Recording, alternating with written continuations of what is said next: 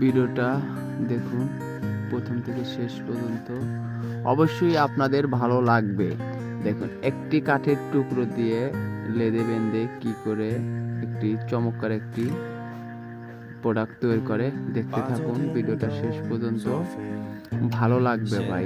অবশ্যই ভালো লাগলে চ্যানেলটা সাবস্ক্রাইব করে দেবেন এবং লাইক কমেন্ট শেয়ার করে দেবেন, অন্যকে দেখার মতো সুযোগ করে দেবেন।